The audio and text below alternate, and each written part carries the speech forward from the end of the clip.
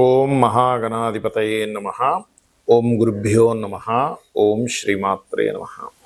పరమేశ్వర స్వరూపమైనటువంటి జ్యోతిష, వాస్తు మరియు ఇతర అనేకమైనటువంటి శాస్త్రములను మనకు అందించినటువంటి మహర్షులకి నమస్కారం. హయగ్రీవ హయగ్రీవ హయగ్రీవేతి యో వదేత్ తస్య నిస్సరతే వాణి జహ్నుకన్యా ప్రవాహవత్. అరుణాం కరుణాతరంగితాక్షీం ధృతపాశాంకుశపుష్పబాణచాపాం అనిమాదిభిరావృతాం మయూకైః అహమిత్యేవ విభావయే భవానీం. శ్రీమాత్రే నమః. ప్రేక్షకులకి ఆ లలితాంబిక అమ్మవారి యొక్క అనుగ్రహం పరిపూర్ణంగా కలగాలని స్ఫూర్తిగా కోరుకుంటూ మనం ఈరోజు విశ్వవసు నామ సంవత్సరంలో ద్వాదశ లగ్నాల వారికి గుర్తుపెట్టుకోండి. లగ్నం తెలియని వారు మాత్రమే రాశి చూసుకోండి, ఎందుకంటే రాశి కంటే గొప్పది లగ్నము. ఇది గుర్తుపెట్టుకోండి. లగ్నం తెలుసు, హ్యాపీగా లగ్నం నుంచి నేను చెప్పినటువంటి చూసుకోండి. కానీ ఇక్కడ మనకి రాశి ఫలాలకి ఎక్కువ ప్రాధాన్యత ఇస్తూ ఉంటారు కాబట్టి రాశి చూసుకోవచ్చు, తప్పేం కాదు.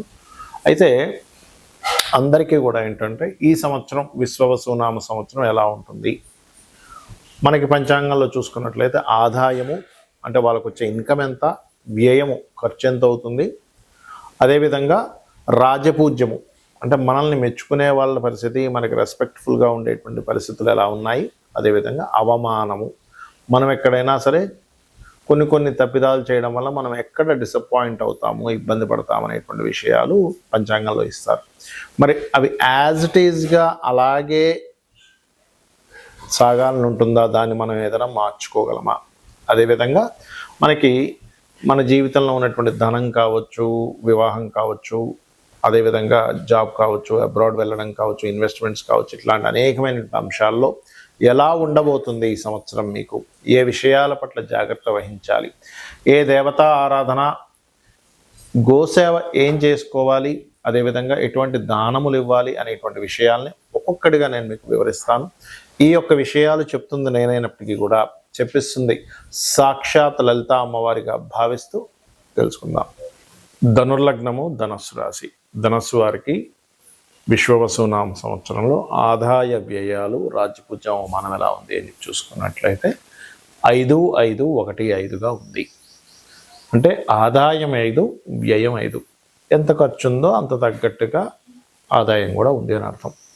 మరి 1-5 అంటే ఏమిటంటే రాజ్యపూజ్యము 1, మనల్ని మెచ్చుకునే వారి సంఖ్య 1 ఉంటే మనల్ని ఇబ్బంది పెట్టే వారి సంఖ్య 5గా ఉంది.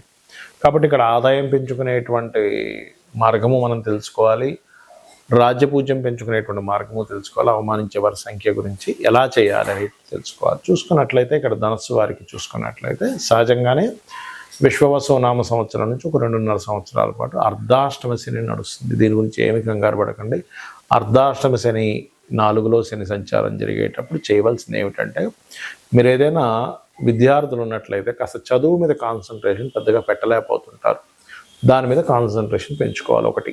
రెండవది, వాహనాలు, గృహాలు కొనుగోలు చేసేటప్పుడు మీరు ఏం కొనుగోలు చేస్తున్నారు, ఎంత బడ్జెట్ పెడుతున్నారు, లేనట్లయితే కొంతమంది తెలియక వాళ్ళ దగ్గర ఉండే బడ్జెట్ కొంత ఉంటే ప్రారంభించేస్తారు, ఇంకో దగ్గర నుంచి వస్తాయి డబ్బులను వాళ్ళు ఎవరు ఏదో కారణాలు చేత ఆగుతూ ఉంటాయి. కాబట్టి ప్లానెడ్గా మీరు అనుకున్న దానికి ఒక 4 రూపాయలు ఎక్కువే అనుకుని ప్రారంభించండి, లేనట్లయితే మధ్యలో ఆగుతుంటాయి అర్ధాష్టమ శని, ఎందుకంటే ఈ యొక్క రాశిలో ఉన్నప్పుడు. మరి ఆదాయ వ్యయాలు తగ్గించుకొని పెంచుకోవాలి. ఆదాయం పెంచుకోవాలంటే ఏం చేయాలి? మీకు 2వ స్థానాధిపతి శని భగవానుడు.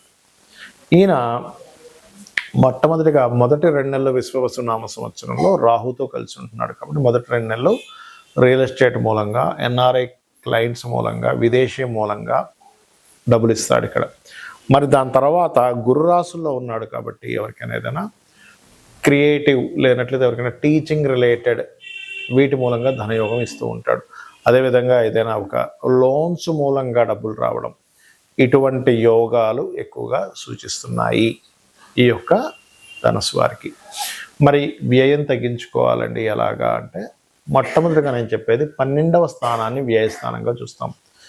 కాబట్టి 12వ అధిపతి మొదటి 3 నెలలు కాస్త నీచ స్థానంలో ఉంటాడు. కాబట్టి వ్యయం విషయంలో కంపల్సరీ పెట్టాల్సిన పరిస్థితి ధనస్సు వారికి ఉంటూ ఉంటుంది. దీనికి ఏం చేయాలి? కందులు దానంగా ఇచ్చినట్లయితే దగ్గరలో ఉండేటువంటి ఆలయంలో ఉండేటువంటి పురోహితులకి ఖచ్చితంగా దోషం తగ్గుతుంది. మరియు మీకు దగ్గరలో గోశాల ఏదైనా ఉన్నట్లయితే గోవులకి క్యారెట్స్ బీట్రూట్స్ తినిపించండి. ఖచ్చితంగా బాగుంటుంది. అలాగే మరొక విషయం ఏంటంటే ఇక్కడ గమనించుకున్నట్లయితే ఇక్కడ ఈ యొక్క ధనస్సు వారికి ఈ ధనాధిపతి, వ్యయాధిపతి, ధనాన్ని పెంచేటువంటి కారకుడు, వ్యయస్థానాన్ని కారకుడు, ఇవి చూసుకున్నట్లయితే ఒక ఎత్తు. ఇక్కడ రాజ్యపూజ్యం అవమానం గురించి కూడా మాట్లాడుకుంటున్నాం కాబట్టి రాజ్యపూజ్యము 1, అవమానం 5 ఉంది. కాబట్టి మీరు రాజ్యపూజ్యాన్ని పెంచుకోవాలంటే ఫస్ట్ ఆఫ్ ఆల్ మీకు 10th హౌస్లో కేతు ఉన్నాడు కాబట్టి గణపతి ఆరాధన, విష్ణు సహస్రనామాల యొక్క శ్రవణము లేదా పఠనము, మిమ్మల్ని మెచ్చుకునే వారి సంఖ్య పెరుగుతుంది, మరి అవమానించే వారి సంఖ్య తగ్గాలి అంటే ఇక్కడ ఎక్కువగా రాహు మూడ్లోకి వస్తున్నాడు. రాహు మూడ్లో ఉంటే మంచిదే, పరాక్రమాన్ని ఇస్తాడు, ధైర్యాన్ని ఇస్తాడు, ధైర్యంగా ఏదైనా చేసేటువంటి పనుల వల్ల సక్సెస్ కూడా ఇస్తాడు. ఆన్లైన్లో చేసేటువంటి ఇంటర్వ్యూస్లో కూడా సక్సెస్ ఇస్తాడు. కాకపోతే ఇక్కడ ఏంటంటే ఈ గాసిప్స్ ఎట్లా ఉంటాయంటే ఎవరో ఎక్కడో ఏదో అన్నారట, అది ఎవరో తెలియదు, ఎందుకో తెలియదు, ఎవరన్నారో తెలియదు, అలాంటి గాసిప్స్ ద్వారా అవమానాలు వస్తుంటాయి. కాబట్టి దుర్గా ఆరాధన మీకు అవమానాన్ని తగ్గిస్తుంది, గుర్తుపెట్టుకోండి. ఇక మిగతా అంశాలు కనుక చూసుకున్నట్లయితే ఫైనాన్షియల్ గ్రోత్ పెరగాలి అంటే కాస్త అమ్మవారి ఆరాధన, దత్తాత్రేయుడు ఆరాధన చేసుకోండి. ఇందాక నేను చెప్పినట్టుగా creative related, teaching training related ద్వారా బాగుంది. అదేవిధంగా మొదటి 3 నెలలు విశ్వవసు నామ సంవత్సరం మొదటి 3 నెలలు సంతానం విషయంలోని, ఫ్రెండ్స్, ప్రేమ వ్యవహారాల విషయంలో చాలా జాగ్రత్తగా ఉండండి. ఇక్కడ మీ యొక్క జీవిత భాగస్వామికి కూడా ఎప్పటి నుంచో ఉద్యోగం కోసం చేసే ప్రయత్నాలు మే తర్వాత నుంచి మీకు ఫలిస్తాయి. బికాజ్ ఆఫ్ లగ్నాధిపతి సప్తమంలోకి వెళ్తున్నాడు. మే తర్వాత వివాహం కోసం ప్రయత్నం చేసేటువంటి వారికి కూడా బాగుంటుంది. ఎప్పటి నుంచో ఉద్యోగ సంబంధించిన విషయంలో కొంత విరక్తి భావన, ఈ జాబ్ మారిపోతాము ఏమిటి పరిస్థితి అనుకునేటువంటి వారికి మే తర్వాత రిలీఫ్ ఉంది విశ్వవసునామ సంవత్సరంలో. ఇక మీరు అర్ధాష్టమ శని ప్రభావం తగ్గడానికి మీకు దగ్గరలో ఆలయంలో నూనెని దానంగా ఇవ్వండి దీపారాధన కోసమని. మరియు అదేవిధంగా వీలున్నప్పుడల్లా కూడా కాస్త గోవులకి బెల్లం తినిపించండి. ఈ మే ఎండింగ్ వరకు నిత్యము గణపతి ఆరాధన చేయండి, ఉద్యోగంలో ఎటువంటి ఇబ్బంది కలగకుండా ఉంటుంది. చాలామందికి జాతక చక్రం ఉండదు, మరి వాళ్ళు ఏం చేయాలి? ఎందుకంటే వాళ్ళకి రాశి, నక్షత్రము, లగ్నం ఏమీ తెలియదు. అటువంటి వారు ఈ సంవత్సరం పరంగా చూసుకుంటే ఈ సంవత్సరం అందరూ కూడా కాస్త ఇన్వెస్ట్మెంట్స్ చేసే విషయాల పట్ల కాస్త జాగ్రత్తగా ఉండాలి. ఎందుకు? సహజంగానే కర్మకారకుడు సహజంగా 12వ స్థానంలో ఉన్నాడు. అంటే ఒకసారి 1-4 సార్లు దాన్ని అనాలిసిస్ చేసుకుని ఇన్వెస్ట్మెంట్ చేయండి. అది గృహం మీద, స్థలం మీద, బిజినెస్లోనా, షేర్ మార్కెట్లోనా, మ్యూచువల్ ఫండ్స్లోనా అనేటువంటిది కాకుండా ప్రతిదాన్ని క్లియర్గా మీరు అనాలిసిస్ చేసి నేను దీంట్లో ఇన్వెస్ట్మెంట్ చేస్తే అంతవరకు కరెక్ట్ అనేటువంటిదని ఒకసారి అనాలిసిస్ చేయండి. ఎందుకంటే రాబోయేటువంటి కాలం ఆల్రెడీ 3 సంవత్సరాల క్రితమే నేను మీకు హెచ్చరించాను. రాబోయేటువంటి కాలం జాబ్స్ తక్కువ, సొంతంగా మనం చేసుకోవాల్సిన సమయం ఆసన్నం అవుతుంది అని 2.5-3 ఏళ్ల క్రితమే హెచ్చరించినటువంటి వీడియోలు ఉన్నాయి యూట్యూబ్లో, చూడండి కావాలంటే. ఎందుకంటే శని నీచ పొందేటువంటి స్థానం వైపు ప్రయాణిస్తున్నాడు కాబట్టి ఇప్పటికీ మించిపోయింది ఏం లేదు, ఇంకా 2.5 సంవత్సరాల తర్వాత వెళ్తాడు అక్కడికి. కాబట్టి మీ ట్రాన్స్ఫర్ మీకు ఇక్కడ కనబడుతూనే ఉంది చూడండి, జాబులు తగ్గుతూ ఉన్నాయి. అంటే మనం ఓన్గా ఏం చేసుకోగలం, మన టాలెంట్ ఏంటి, ఒక్కొక్కరిలో ఒక్కొక్క గొప్ప టాలెంట్ ఉంటుంది.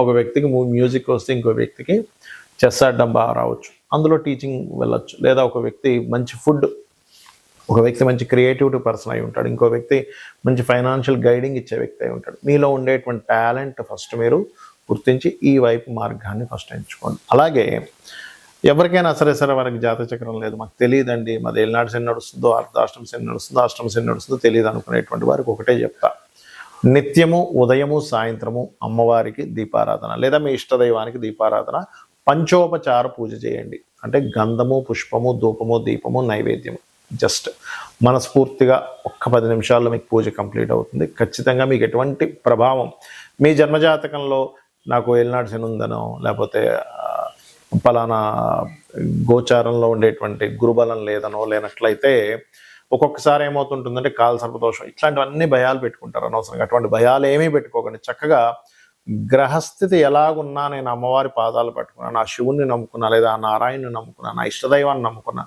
నా ఇష్టదైవమే నన్ను చక్కటి మార్గంలోకి తీసుకెళ్తుందని మీ పనులు మీరు చేస్తూ కూర్చోండి. అనవసరమైన భయాలు పెట్టుకోకండి. అలాగే ఇక్కడ ఒక చిన్న టిప్ ఇస్తాను, ఏంటంటే వాస్తుపరంగా ఎప్పుడు కూడా మీకు ధనాభివృద్ధి కలగాలి అంటే ఉత్తరంలో ఎటువంటి బాత్రూమ్స్, లెట్రిన్స్ ఉండకూడదు. ఉత్తరంలో వైట్ కలర్ ఉండేలా చూసుకోండి. ఖచ్చితంగా మీకు 100% కూడా మీకు మీ యొక్క ఫైనాన్షియల్ గ్రోత్ పెరిగి తీరుతుంది. అలాగే ఆగ్నేయంలో కూడా వాటర్ లేకుండా కాస్త ఒక గ్రీన్ బల్బ్ ఉండేలా చూసుకోండి.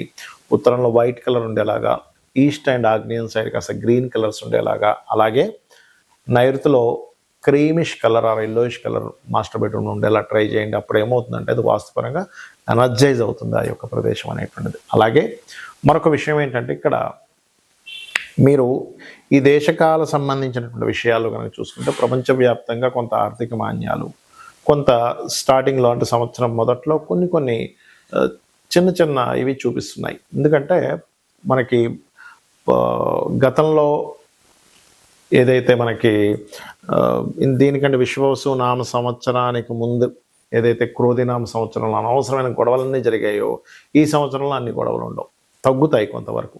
కాకపోతే ఈ ఆర్థిక మాన్యాలు, ఈ జాబ్ మీద ప్రభావాలు ఇవి ఉంటాయి.